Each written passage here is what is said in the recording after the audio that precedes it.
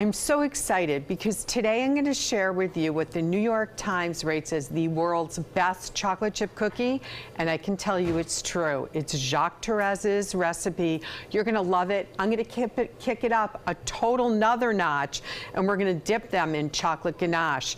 But I'm even more excited because we had Paisano's Bakery up on Stickney Point that has brought in just an amazing spread of their holiday cookies. And so along with whether you're baking or going to a cookie swap, you're going to have so many beautiful things to choose from. So stay with me throughout the hour as we bring you the world's best chocolate chip cookies and the best of Paisano's Bakery.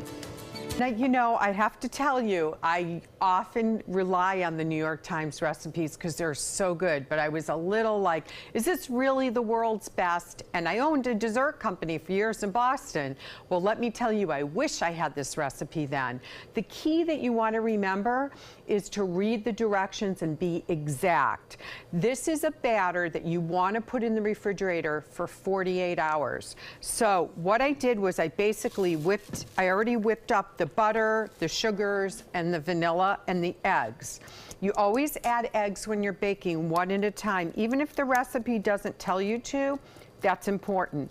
Another thing is in this particular recipe that you'll find on mysuncoast.com/dining, you'll notice that we use both cake flour and either bread flour or all-purpose flour. I have to admit, I've never used cake flour for a chocolate chip cookie. I have for like a sour cream cookie dough, but this really makes the difference. So we're using both baking soda and baking powder. And you'll also see on the measurements that it really requires the sifting. If you don't have a sifter, I got rid of my sifter. You saw I just used that mesh colander. Now you're gently going to fold a little bit at a time. You can use your paddle attachment instead of the whip, but you're going to slowly incorporate it. Now, once we do the butter, the sugar, the eggs, the vanilla, that makes it very fluffy, especially if you paddle it for about 5 minutes. So that's going to give you a nicer texture of cookie. But the big thing to remember is to follow the directions. And here it calls for 2 cups of flour, but minus 2 tablespoons. So Jacques Thérèse really knows what he's doing. I'll add the rest of the flour when we go on break. But forget about chocolate chips. I'm telling you, this is the way to go. Spend the money on a really good quality chocolate, Valrhona, or something that's really, really going to give you that super great flavor. And you can pick up ingredients like that at the Fresh Market. Any gourmet store and chocolate store is going to have either the nibs, or what I did, I took the chocolate bar from Scharfenberger, 62% dark chocolate, and I just shaved it up, and I'll continue to gently toss that. We'll come back, we'll talk about Paisano's cookies, and wait till you see the ganache we're using. So I walked you through the directions for the cookies. Now we're going to make a ganache. A ganache is probably the easiest thing you can ever use to use in a single layer on a chocolate cake or something like that, and to dip these outrageous cookies to the next notch. So you're going to take, again, a high quality chocolate, a minimum of 62% dark chocolate, and no more chocolate chip bits, okay? No more milk chocolate. Let's go for the good stuff. If you want, you can add just a teeny drop of espresso, or you can add a drop of espresso sugar, which they sell over at the Spice and Tea Exchange. Now, I've taken the chocolate, I'm in a double boiler, and I've melted the chocolate bar. So what I'm going to do now is I'm tempering in the heavy cream, okay? So you can see this consistency.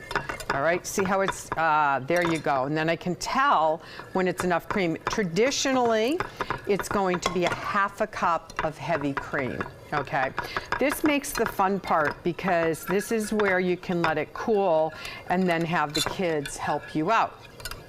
So, the cookies came out of the oven. I used an ice cream scoop to make sure that the balls were nice and evenly, and then you top them with a little sea salt. Don't skip that, it's the best. I have the ganache already cool that we made early this morning, and then you're just gonna dip and swirl, or of course you can use a knife And I get the best part because I get to do this. So now you have your version. If you are going to do the ganache, you want to make sure you put the cookies in the fridge. I prefer to serve the cookies warm. If I'm going to a cookie party, what I'm going to do is I'm going to take them out of the oven and get them over there or bake them at my friend's.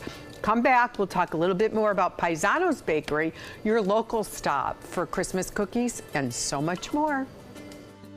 These are just awesome. Welcome back, everyone. I'm telling you what, great cookie. Thank you. You know, I wish I could take credit. All I did was read online.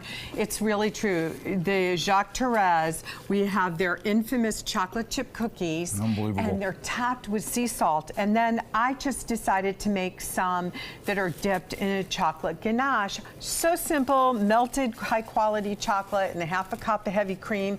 And you get this awesome ganache and it'll last in the fridge for a week. And special thanks to Paisano's Bakery that sent all these great gingerbread men. And, you know, a shout out too, I noticed Hanukkah cookies over at the Fresh Market. And of course, apricot rugla is for Hanukkah too. Oh, I love but it. I know we'll be going into that cooking in just a couple weeks.